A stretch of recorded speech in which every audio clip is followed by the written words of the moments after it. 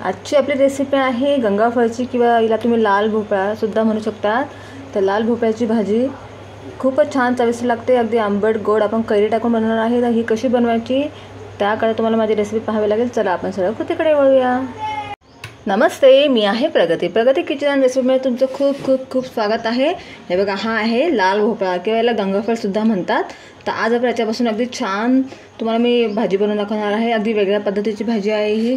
आपण याच्यामध्ये टाकणार आहोत कैरीमुळे ही भाजी खूप छान आंबट आणि गोड लागते आणि खाण्यासाठी पण खूपच छान लागते। आता कैरीचं सीझन, आंब्याचं सीझन चालू आहे, त्याच्यामुळे तुम्ही चिंच किंवा कोकम न टाकता कैरी टाकून ही भाजी नक्की बनवून बघा। आपण पुढे बघूयाच कशी बनेल ही भाजी। तर मी इथे ना साधारण अर्धा किलो मी गंगाफळ घेतले आहे किंवा तुम्ही याला लाल भोपळा सुद्धा म्हणू शकता। तर याला मी छान याचं वरचं जे साल असतं ना कडक ते काढून घेतलेलं आहे। अशा प्रकारे ते साल असतं वरचं ते आपण काढून घ्यायचं आहे। म्हणजे कसं साल असलं ना तर शिजायला जरा उशीर लागतो। आणि याला छान अशा तुकड्यामध्ये मी कापून घ्यायचं। मी तुमच्या आवडीप्रमाणे मोठे किंवा बारीक असे तुकडे करू शकतात। आता आपण नेक्स्ट प्रोसेस करूया। आता आपण याला ना 1-2 पाण्यामध्ये स्वच्छ धुवून घेऊया आणि मग आपण याची भाजी बनवूया। आता आपण हे धुवून घेतली आहे स्वच्छ। आता आपण याच्यात ना आपण कैरी घेणार आहोत। हे बघा, इथे मी अर्धीच कैरी घेतलेली आहे, अर्धी वापरली होती मी। तर मला एवढ्या भाजीपुरती अर्धी कैरी पुरेशी आहे। तुमची तर जास्त लाल भोपळा असेल तर तुम्ही कैरीची क्वांटिटी वाढवू शकतात। आता ही माझी कैरी थोडीशी आंबट आहे आणि आंबट गोड आहे। जास्त तर तुमची थोडीशी गोडसर असेल ना तर तुम्ही कैरी जास्त घ्या। तर मी कैरीचं तर इथं सालपट नाही काढणार आहे, सालासकट कैरी घेणार आहे।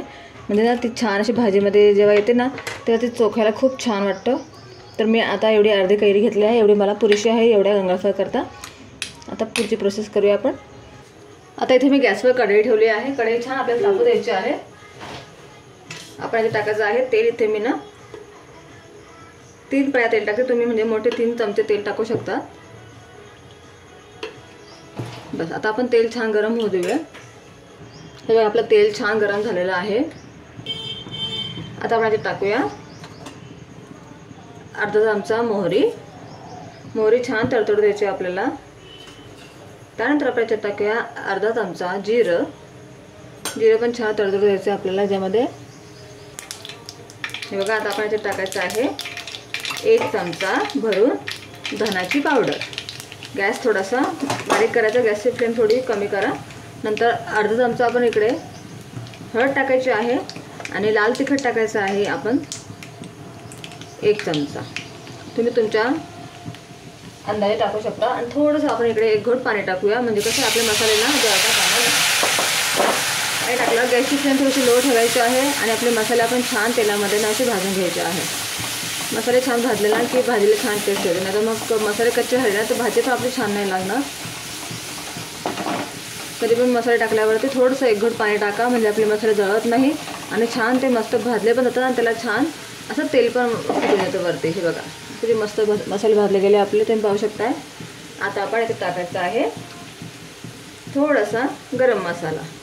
इथे मी अगदी पाव चमचा गरम मसाला टाकतो, तुम्ही तुमच्या आवडीनुसार टाकू शकतात किंवा स्किप केला तर चालेल।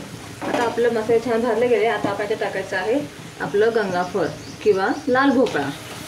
तुम्ही याला काय म्हणतात मला कमेंट्स करून नक्की सांगा। आमच्याकडे इथे याला गंगाफळ असं म्हणतात।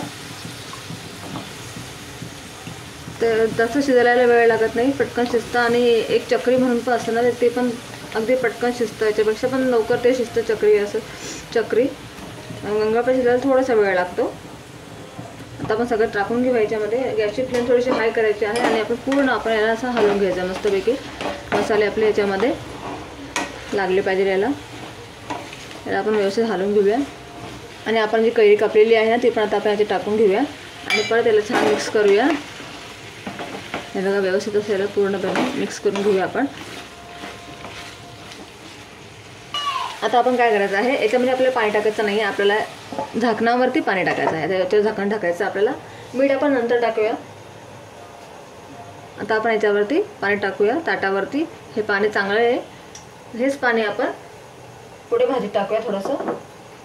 आता आपल्याला या वाफेवरतीच ही भाजीला शिजवायची आहे। या भाजीमध्ये पाणी टाकू नका, नाही तर भाजी ना पचकी लागते, टेस्ट बिघडू शकते भाजीची। म्हणून तुम्ही ताटावर पाणी ठेवा आणि मग ह्या भाजीला वाफवा। गॅसची फ्लेम आहे थोडी मिडियम करा आणि मग छान या भाजीला अगदी आपल्या गंगाफळला असं मऊ असं शिजून घ्यायचं आहे आपल्याला। 5 मिनिटापर्यंत आपण नंतर मध्ये मध्ये तिला हलवूया. असं मध्ये मध्ये तुम्ही हिला उघडून भाजीला आपण हलवून घ्यायची आहे, म्हणजे आपली भाजी खाली लागायला पण नको पाहिजे आणि जळता कामा नाही. बघा आता हिला मी व्यवस्थित हलवून घेईन, म्हणजे अगदी आपल्या वरती ठेवलेल्या पाण्याच्या वासमध्ये ही छान दिसते. बघायला आपोआप पाणी सुटतं आहे आणि आपली कैरी पण याच्यामध्ये छान शिजेल आणि आपले हे गंगाफळाचे तुकडे आहेत ना ते पण छान शिजतील. अगदी मस्त लागते ही भाजी. आमच्याकडे तर आमच्या गावाकडे काही कार्यक्रम असला किंवा भंडारा असला तर वरणबट्टीसोबत ही भाजी नक्की बनते. इतकी छान लागते ना पंक्तीतली भाजी खायला. तर आज तशीच भाजी तुमच्यापुढे मी शेअर करते. आम्ही घरी अशीच बनवतो, अगदी टेस्टी लागते. बघा आता हिला अजून थोडं शिजायला वेळ लागेल, थोडी आपण हिला अजून सॉफ्ट होऊ देऊया. आता मी त्यावर अजून झाकण ठेवणार आहे आणि हिला आपण अजून थोडीशी शिजवून घेऊया. अजून आपण तिला 5 मिनिटापर्यंत वाफूया छान. गॅसची फ्लेम मिडियम ठेवूया, मग तुम्हाला मी दाखवते. हे बघा आता आपण आपली परत भाजी चेक करूया. आता आपण ह्या स्टाईलला त्यामध्ये टाकायचं आहे मीठ.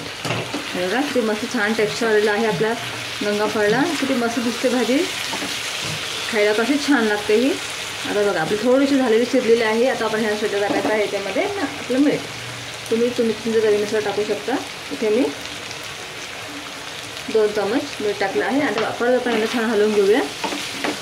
बिलकुल काही पाणी टाकायची गरज नाही पडत. हे बघा आपली कैरी पण छान शिजली आहे याच्यामध्ये आणि आपले गंगाफळ पण हे बघा किती मस्त छान शिजलेलं आहे. अगदी छान ते तुटतं आहे चमच्याने. अशा प्रकारे आपल्याला शिजून घ्यायचं आहे. आता आपण हिला अजून झाकून 1 ते 2 मिनटाकरता आपण झाकून ठेवूया, मग पुढची प्रोसेस करूया. हे बघा आता आपली भाजीला मी झाकण काढते. गरम आहे. आपलं पूर्ण पाणी झाकणावरचं आटून गेलं आहे. हे बघा तुम्ही पाहू शकता काहीच पाणी नाही आहे, म्हणजे फक्त वाफेवरच्या त्या पाण्यावर आपण आपली भाजी शिजलेली आहे. हे बघा वा वा अगदी मस्त छान शिजलेली आहे आपली भाजी. आता मीठ टाकल्यामुळे काय झालं आपली भाजी अजून छान आहे बघा सॉफ्ट झालेली आहे. तुम्हाला मी दाखवते एक दाबून.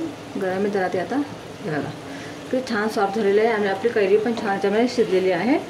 आता आपण ह्या स्टेजला टाकायचं आहे. याच्यामध्ये आपण कैरी टाकली ना, कैरीमुळे काय होईल त्याला थोडासा आंबटपणा येतो. तर आपल्याला आपली चव बॅलन्स करण्याकरता कैरी आणि याच्यामध्ये मी टाकणार आहे गूळ. तुम्ही गुळाऐवजी साखर टाकू शकता. तिथे मी माझ्या कैरीच्या आणि गंगाफळच्या अंदाजे गूळ टाकलेला आहे. तुम्ही तुमच्या भाजीच्या क्वांटिटीनुसार गुळाची क्वांटिटी वाढवू शकता किंवा तुम्ही याच्यामध्ये साखरही टाकू शकता. पण गूळ टाकल्यामुळे काय होतं शुगरवाल्या पेशंटला किंवा तुमच्या घरात ज्याला शुगर आहे ते पण ही भाजी अगदी सहज खाऊ शकतात. त्यामुळे तुम्ही गुळच टाका.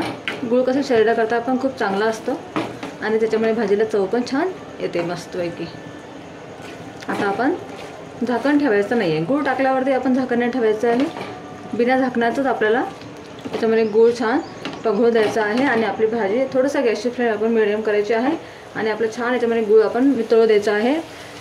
आपोआप तो वितळेल आणि आपली भाजी थोड्या वेळात तयार होईल. आता आपण गूळ थोडंसं याच्यामध्ये वितळू देऊया, पघळू देऊया. हे पहा तयार आहे आपली मस्त अगदी छान चटपटी आंबट गोड आणि तिखट अशी गंगाफळची भाजी. खूपच छान लागते. आता आपण याच्यावर गार्निशिंग करणार. थोडंसं कोथिंबीर टाकायचा याच्यावरती. मस्त स्वच्छ मी कापून याला धुवून घेतलेलं आहे आणि मग टाकला आहे कोथिंबीर. तुम्ही पण कुठलीही भाजी किंवा कोथिंबीर मिरची काही वापरण्याच्या पहिले त्याला स्वच्छ धुवून घ्या. कारण काय आहे शेतामध्ये त्याच्यावरती फवारणी मारतात, औषधांनी फवारणी करतात. त्याच्यामुळे आपण ना कुठलीही भाजी किंवा काही घेताना तुम्ही त्याला स्वच्छ धुवून घ्या आणि मगच वापरा. आता इथे मी कोथिंबीर पण स्वच्छ धुवून टाकलेली आहे. आता आपली भाजी तयार आहे. तुम्हाला सर्व करून दाखवते हिला. अगदी छान टेक्स्चर आलेलं आहे आपल्या भाजीला, अगदी मस्त लागते. आता आपण हिला बाउलमध्ये काढून घेऊया. हे बघा तयार आहे आपली भाजी तयार आहे गंगाफळची. अगदी छान लागते ही. तुम्ही वरण भातासोबत किंवा नुसतं चपातीसोबत पण खाऊ शकतात. खूपच छान टेस्टी लागते, अगदी मस्त चवेची. तुम्ही नक्की ट्राय करा. तुम्हाला जर माझी आजची रेसिपी आवडली असेल तर माझ्या रेसिपीला नक्की लाईक करा, चॅनलला सबस्क्राईब करा आणि शेअर करायला विसरू नका. Bye bye.